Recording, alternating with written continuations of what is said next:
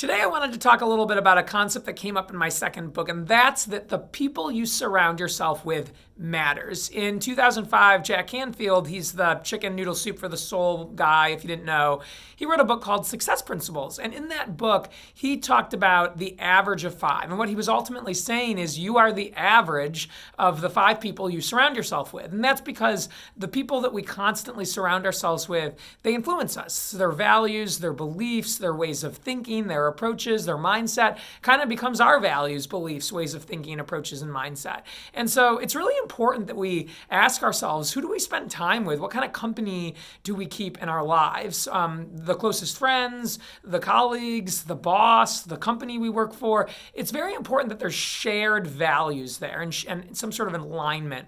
One of the things I wanted to share with you today that I've been thinking about is if you're in a position of power, leadership, sales, business, it's actually something that you can choose to look for when you're trying to attract clients as well. I've been thinking about the clients I've had since becoming an executive coach and a life coach over the last 2 years. And what I've realized is that the clients that, number one, I've enjoyed working with the most, number two, the clients that seem to have enjoyed working with me the most, and number three, the clients that have had the most success by both their measures and mine have been the ones that were like-minded. They're these people that they had the same sorts of goals for themselves and somewhat of the same way of thinking as I did when we got started.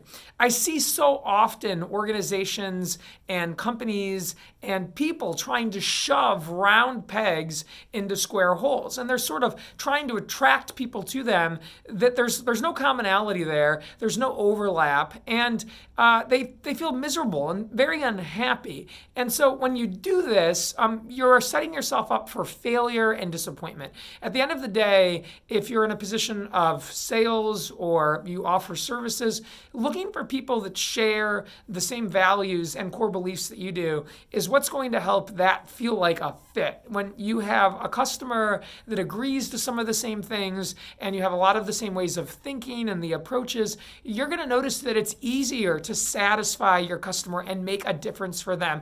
And they're going to find value in your products and your services, and you're not going to have to work so hard for it. It's not going to be constant resistance and you feeling that there's not some sort of agreement on the stuff that matters most. It's the same thing with your friends, with your family. I am a big believer that just because people are part of your family doesn't mean that you owe them or are obligated to spending an incredible amount of time for them. If your family is abusive towards you, if they're not supportive of your goals, if they don't encourage you, then I think it's okay for you to say, I am going to put other people in those spots. I'm going to find people, kind of my chosen family, that support me, they cheer me on, they champion me, they believe in me, they don't judge me, they're very accepting of me. Whatever my values are, these people match those values. When you do that with both your clients, with your coworkers, with your boss, with the company you work for, and especially with your friends and your chosen family, the partner you have for sure, you'll find that you don't have as much resistance in your life. Things go more smoothly, and you just get to enjoy yourself a lot more. So think about the people you're surrounding with. Recognize that the best clients for you are going to be the people where there's some overlap and there's some similarities and some like-mindedness.